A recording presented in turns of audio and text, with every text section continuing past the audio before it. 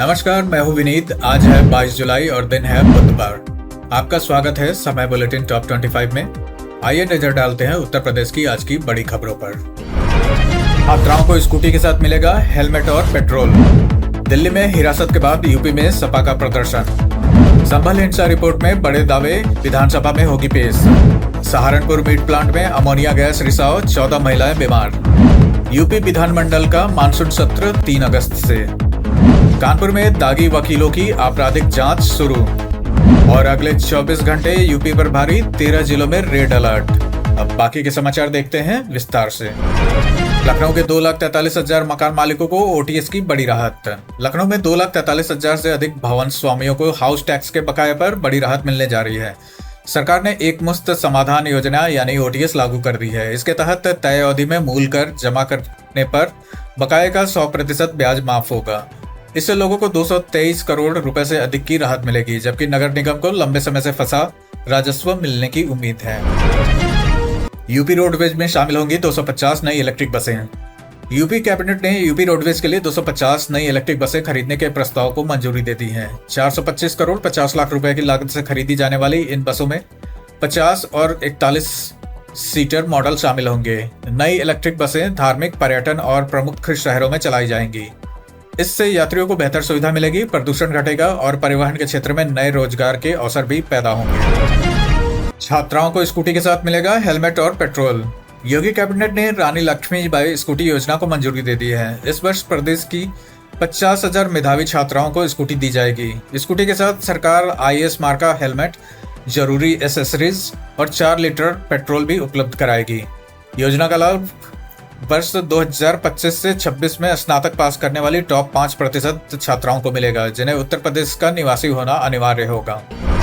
वाराणसी में कामकाजी महिलाओं के लिए बनेगा 500 बेड का हॉस्टल। योगी कैबिनेट ने वाराणसी में कामकाजी महिलाओं के लिए 500 बेड क्षमता वाले आधुनिक हॉस्टल के निर्माण को मंजूरी दे दी है।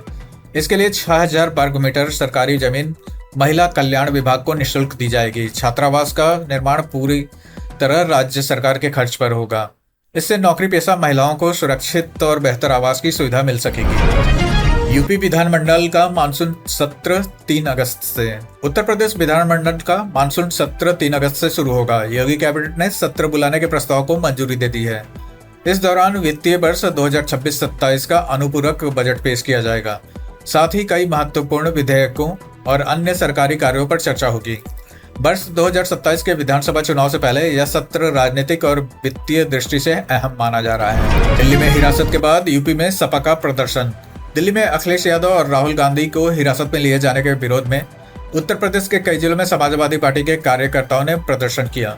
लखनऊ में विधानसभा का घेराव करने की कोशिश की गई, जबकि इटावा समेत कई जगह धरना और नारेबाजी हुई। प्रदर्शन के दौरान पुलिस बल तैनात रहा और कई स्थानों पर अफरा तफरी का माहौल देखने को मिला। यूपी में 23,899 शिक्षकों की भर्ती का रास्ता साफ। उत्तर प्रदेश के अशासकीय सहायता प्राप्त माध्यमिक विद्यालयों में 23,899 शिक्षकों की भर्ती जल्द शुरू होगी। शिक्षा निदेशालय ने 21,252 नए पदों का अधियाचन शिक्षा सेवा चयन आयोग को भेज दिया है। पहले भेजे गए 2,647 पदों को मिलाकर अब कुल 23,899 रिक्तियों पर भर्ती की प्रक्रिया आगे बढ़ेगी। इसमें टीजीटी, पीजीटी और सहायक अध्यापक के पद शामिल हैं। यूपी के विश्वविद्यालयों में बनेगी भारतीय ज्ञान परंपरा शोध पीठ। उत्तर प्रदेश के विश्वविद्यालयों और महाविद्यालयों में भारतीय ज्ञान परंपरा संवर्धन शोध पीठ स्थापित की जाएंगी। इन शोध पीठों में वेद, उपनिषद, आयुर्वेद, योग, गणित और खगोल विज्ञान जैसे विषयों पर शोध को बढ़ावा दिया जाएगा। सरकार ने इसके लिए 5 करोड़ रुपए का प्रावधान किया है। पात्र विश्वविद्यालयों को 2 करोड़ रुपए और महाविद्यालयों को 1 करोड़ रुपए तक का अनुदान मिलेगा। अगले 24 घंटे यूपी पर भारी, 13 जिलों में रेड अलर्ट। उत्तर प्रदेश में अगले 24 घंटे मौसम बेहद खराब रहने की संभावना है। भारतीय मौसम विभाग ने लखीमपुर खीरी, रामपुर, बरेली, पीलीभीत, शाहजहांपुर, संभल, कासगंज, एटा, बलरामपुर, श्रावस्ती, बहराइच और बदायूं समेत 13 जिलों में रेड अलर्ट जारी किया है। इसके अलावा 30 जिलों में ऑरेंज और 25 जिलों में येलो वार्निंग लागू है।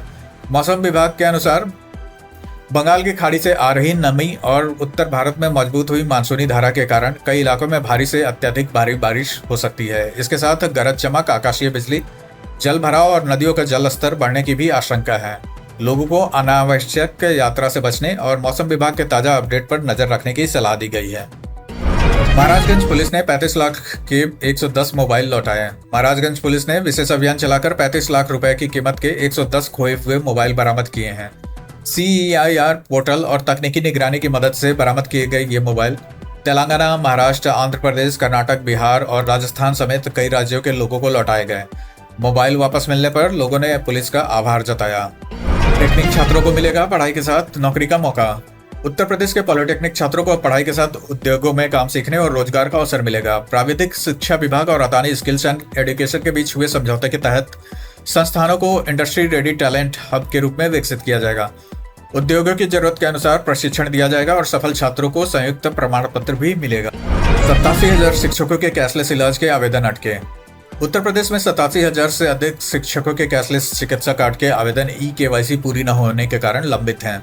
इनमें से 53,000 आवेदन BEO और 34,000 BSA स्तर पर अटके हुए हैं। अब तक करीब 2,74,000 आवेदन स्वीकृत हो चुके हैं और लगभग 150 शिक्षकों को इस योजना का लाभ भी मिल चुका है। गाजियाबाद दिल्ली रूट पर मालगाड़ी पटरी से उतरी। गाजियाबाद और नई दिल्ली के बीच एक मालगाड़ी के 6 डब्बे पटरी से उतरने से रेल यातायात प्रभावित हो गया। इस घटना के कारण कुल 53 ट्रेनें प्रभावित हुईं। इनमें से कई ट्रेनों का मार्ग बदला गया और कुछ रद्द की गईं और कई ट्रेनों को नियंत्रित करके चलाया गया।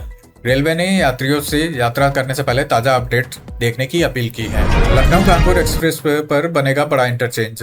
लखनऊ कानपुर एक्सप्रेसवे पर उन्नाव के आजाद मार्ग चौराहे के पास बड़ा इंटरचेंज बनाया जाएगा। इसके बनने के बाद Ganga expressway, outer ring road और अन्य मार्गों से सीधी कनेक्टिविटी मिलेगी। अधिकारियों के अनुसार इससे जाम की समस्या कम होगी और वाहनों की आवाजाही पहले से अधिक सुगम हो जाएगी। शिक्षकों को मिलेगा 3 साल का एरियर, तबादलों पर भी राहत। उत्तर प्रदेश के परिषदीय स्कूलों के पात्र शिक्षकों को प्रधानाध्यापक के पद पर कार्य करने के बदले अधिकतम 3 वर्ष का बकाया वेतन मिलेगा। यह लाभ हाईकोर्ट के आदेश के अनुसार पात्र याचिकाकर्ताओं को दिया जाएगा। वहीं दूसरे जिले में तबादलों के लिए आवेदन से वंचित शिक्षकों को भी आवेदन की सीमा बढ़ाकर अतिरिक्त राहत दी गई है। ISI मॉड्यूल का संदिग्ध आतंकी बलरामपुर से गिरफ्तार। उत्तर प्रदेश ATS ने बलरामपुर से ISI मॉड्यूल से जुड़े एक संदिग्ध आतंकी सहरोज को गिरफ्तार किया है। जांच में सामने आया कि वह सोशल मीडिया के जरिए पाकिस्तान समर्थित नेटवर्क के संपर्क में आया था। ATS के मुताबिक आरोपी से पूछताछ जारी है और अन्य संपर्कों की भी जांच की जा रही है। मामला देश विरोधी गतिविधियों और आतंकी साजिश से जुड़ा बताया गया है। कानपुर में दागी वकीलों की आपराधिक जांच शुरू।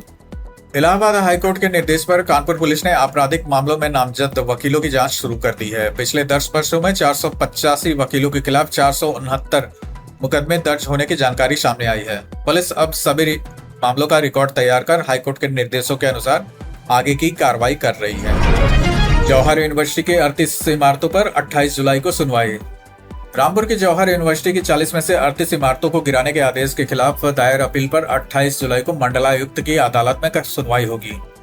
खास बात यह है कि सुनवाई उसी IAS अधिकारी आंजनेय कुमार सिंह की अदालत में होगी जिन्हें 2019 में आजम खान ने तनखैया कहकर विवादित टिप्पणी की थी। विकास प्राधिकरण का कहना है कि इमारतें बिना स्वीकृत नक्शे के बनाई गई हैं। वहीं जांच से जुड़े एक अधिकारी ने सवाल उठाया है कि जब विश्वविद्यालय की अधिकांश जमीन सरकारी है और उस पर करीब 88 करोड़ 31 लाख रुपए सरकारी धन खर्च हुआ है, तो इसे निजी विश्वविद्यालय के रूप में क्यों नहीं चलाया जा रहा है।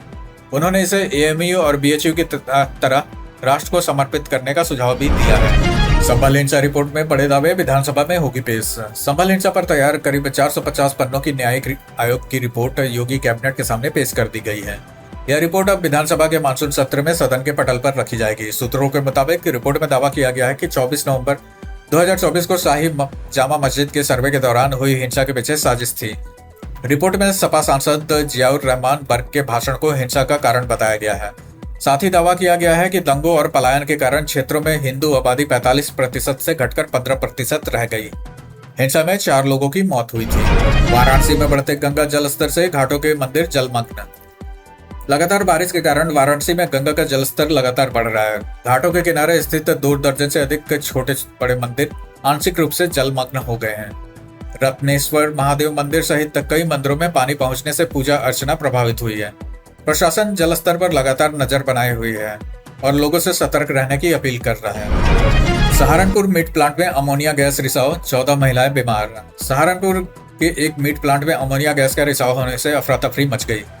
गैस के चपेट में आने से 14 महिला मजदूरों की तबीयत बिगड़ गई, जिनमें से 4 की हालत गंभीर बताई गई है, सभी को अस्पताल में भर्ती कराया गया है। प्रशासन ने मामले की जांच शुरू कर दी है और गैस रिसाव के कारणों का पता लगाया जा रहा है। गोंडा में 50 लाख की गड़बड़ी पर 30 पूर्व सचिवों को अंतिम नोटिस। गोंडा में खाद्य बिक्री के करीब 50 लाख रुपए के सरकारी खाते में जमा न करने के मामले में 30 पूर्व सचिवों को अंतिम नोटिस जारी किया गया है। सहकारिता विभाग ने 7 दिन के भीतर राशि जमा करने के निर्देश दिए हैं। तय समय में भुगतान न करने पर एफआईआर दर्ज करने और अन्य कानूनी कार्रवाई की जाएगी। यूपी बोर्ड परीक्षा 2027 की तैयारी में 13,000 स्कूल पीछे हैं।